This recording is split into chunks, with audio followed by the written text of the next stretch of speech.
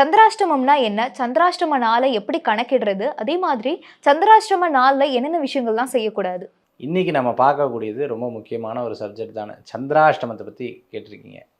சந்திராஷ்டமம் அப்படின்னா என்ன? சந்திரன் எதற்காக பயன்படுத்துகிறாங்க? ஜோதிட சாஸ்திரத்தில் சந்திரன் இருக்கக்கூடிய ராசி தான் நம்மளுடைய ராசி. உதாரணத்துக்கு எனக்கு மேஷ ராசியில் சந்திரன் இருக்குது அப்படின்னா எனக்கு மேஷ ராசி. பரணி நட்சத்திரத்துலேருந்து எனக்கு பரணி நட்சத்திரம் மேஷ ராசி. சந்திரன் 30 டிகிரியில் எங்கே உட்காந்துட்டு இருக்காரோ அந்த ராசி பேர் தான் அவர்களுக்கு அமையுது. எந்த நட்சத்திரத்தை எந்த டிகிரி எந்த நட்சத்திரத்துக்கோ அந்த நட்சத்திரம் தான் அவங்களுக்கு. இதுதான் சந்திரன் இருக்கக்கூடிய இடம்.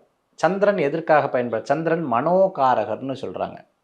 மனோகாரகன்னா மனதிற்கு காரகத்துவம் கொண்டவர் சந்திரன்.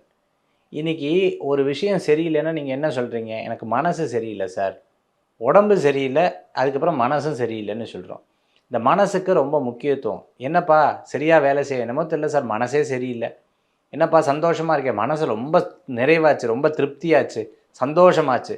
அப்போ அந்த மனசுக்கு முக்கியத்துவம் கொடுக்குறோம். இந்த சந்திரன் தான் ஒரு ஜாதகத்தில் ரொம்ப முக்கியங்க. அவங்க மனசுக்கு திருப்தி கொண்டது. அப்போ நீங்கள் வேலை செய்யும்போது மன திருப்தி இருக்கணும், கல்யாணத்தில் இருக்கும்போது மன திருப்தி இருக்கணும், குடும்பத்தில் இருக்கும்போது மன திருப்தி இருக்கணும், வாழ்க்கையில் மன திருப்தி இருக்கணும்.